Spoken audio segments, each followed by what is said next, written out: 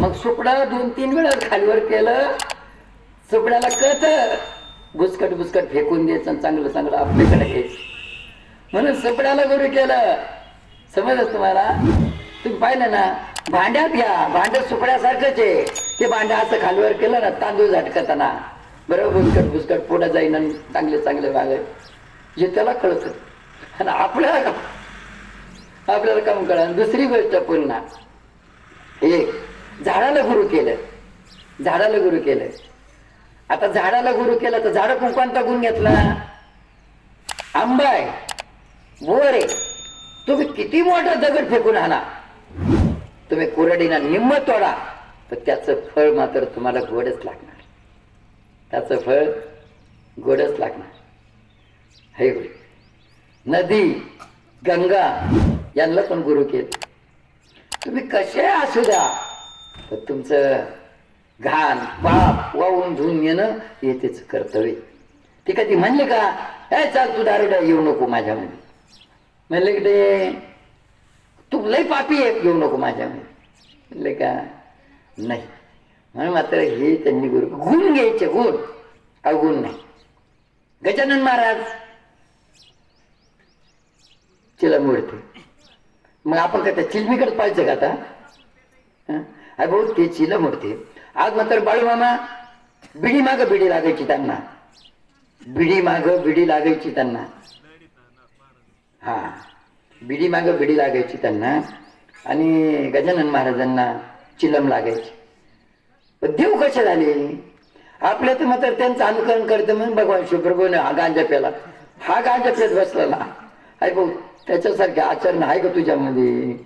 हा सांगा. त्यांचं पण आपण नाही करायचं. श्रीकृष्ण भगवंतांनी 100108 बायका केल्या. आता तू करून पाय बरं, तुला एक मिळा ना बाबा.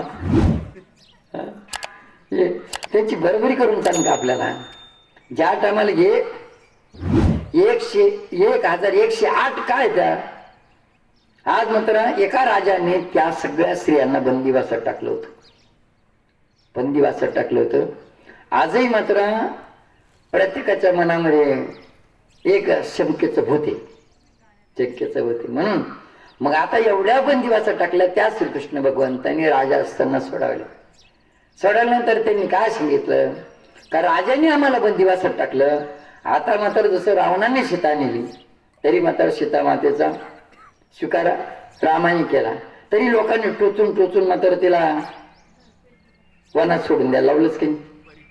हा, मग त्याच्यातून पुन्हा शेवटच्या स्टेपला सुद्धा ज्या टायमाला लव अंकुशचा जन्म झाला तिकडं, त्या टायमाला बी काटायला अंगावरती, त्या टायमाला सुद्धा तिच्यात ती बाजू आली. शेवटी तिने मात्र अग्नी परीक्षा दिली, ती दिलं सगळं होऊन सुद्धा शेवटी मात्र इथं उभं राहून धरती मातेला वंदन केलं. सांगितलं आता जगणंही नाही, बस मी जर पापी असेल, मी काय असेल तर तू मला जन्म दिला ना, बस माझ्या आईने जन्म दिला, तुम्हाला पोटात घे. जमीन फाटली, सगळ्याच्या समोर मात्र खाली गडाप झाली. ती सगळ्यांना कळलं नंतर तर खरोखर राम सुद्धा डोळे पुसायला लागला. मग रामाला सुद्धा कळलं नाही या गोष्टी. म्हणून मात्र या गोष्टी सहज नाही, दुसऱ्याचं पाहिलं. आणि मग मात्र त्याच्यातून काय घ्यायचंय आपल्याला, नेमकं घ्यायचं काय आपल्याला? बाजारामध्ये गेल्यानंतर बाजारात जेव्हा फिरतो ना, आपल्याला जे घ्यायचं तेच घेतो. कशाचा वार मात्र दुकानं सगळ्याचे म्हणून सगळंच घेत बसत नाही ना आपण, बरोबर आहे ना? एक ही वस्तू आपल्याला घ्यायची, एक त्या गल्लीला मिळेल, एक त्या गल्लीला मिळेल, एक त्या दुकानात मिळेल, असंच करतं का नाही? का सगळं घेत बसतो आपण. जी वस्तू आपल्या उपयोगाची नाही ना ती आपण घ्यायची नाही. मग आचार विचारात सुद्धा त्या गोष्टी आपण घ्यायच्या नाही. फक्त मात्र आपल्याला गुण घ्यायचे, अवगुण नाही, अवगुण नाही. आणि त्यांच्याकडे बी जे मात्र ते करते चिलमपेने, हा अवगुण नाही आहे, गुण येतो. पण त्याच्यामध्ये त्यांच्यात काय शक्ती आहे तुम्हाला माहिती आहे का? नेमकं हे ज्या टायमाला हे श्वासोश्वास हा तर आपण जे रोखून मरतो याला कुंभक म्हणते, प्राणायाम म्हणते.